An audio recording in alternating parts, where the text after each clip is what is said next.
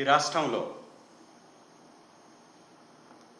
రాజ్యానికి బదులు రాక్షస రాజ్యం ఏ విధంగా కొనసాగుతుందో నిన్న జరిగినటువంటి గన్నవరం మాజీ ఎమ్మెల్యే గారి అరెస్టే ఒక ప్రత్యేకమైన ఉదాహరణగా కూడా చెప్పుకోవచ్చు. చంద్రబాబు నాయుడు గారు 6 నెలల్లోనే హామీలపై అరచేతులు ఆకాశంలో చూపించేసినటువంటి పరిస్థితి నుంచి ప్రజల యొక్క దృష్టిని మరల్చడానికి ఎత్తుగడ వేసి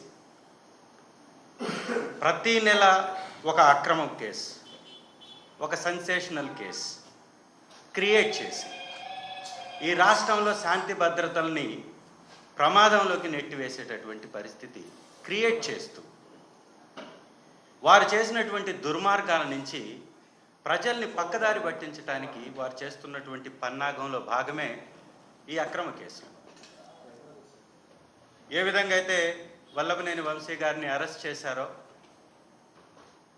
ఈ అరెస్ట్ చేసినటువంటి విధానాన్ని, ఆ కేసు పెట్టినటువంటి వ్యక్తిని అడ్డం పెట్టుకొని ఎస్సీ ఎస్టీ కేసుల్ని బనాయించి ఏ విధంగా న్యాయ వ్యవస్థల్ని, రాజ్యాంగబద్ధమైనటువంటి చట్టాలని తన చుట్టాలుగా మార్చుకొని అక్రమ కేసులు బనాయించి తప్పుడు కార్యక్రమాలు ఈ కూటమి ప్రభుత్వం చేస్తుందో స్పష్టంగా అర్థమవుతుంది. ఈ విధానాన్ని వైఎస్ఆర్సీపీ తీవ్రంగా ఖండిస్తుంది. వల్లభనేని వంశీ గారిని అరెస్ట్ చేసినటువంటి విధానం, వారి భార్యని అవమానపరుస్తూ వారి భార్య ప్రయాణించేటటువంటి కారులో పోలీసులు వచ్చి కూర్చొని వారిని రకరకాల పోలీస్ స్టేషన్లకి తిప్పినటువంటి విధానం, ఇది చాలా జూచ్చాకరంగా ఒక ప్రభుత్వంలో ఉన్నటువంటి వ్యక్తి ఎంతకైనా దిగజారొచ్చా, చట్టాలని అడ్డం పెట్టుకొని ఏ విధంగా అయినా చెయ్యొచ్చా అని చెప్పటానికి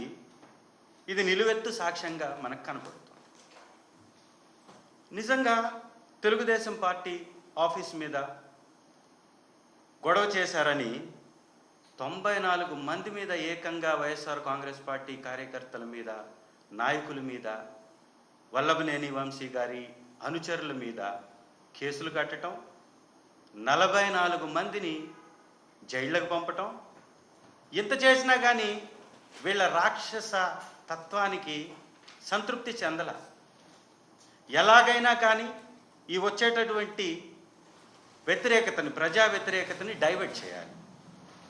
ప్రతి నెల ఒక సెన్సేషన్ కేసుని క్రియేట్ చేయాలి. ఆ క్రియేట్ చేసి ఆ కేసులోనే ప్రజల యొక్క అటెన్షన్ని డైవర్ట్ చేయాలి.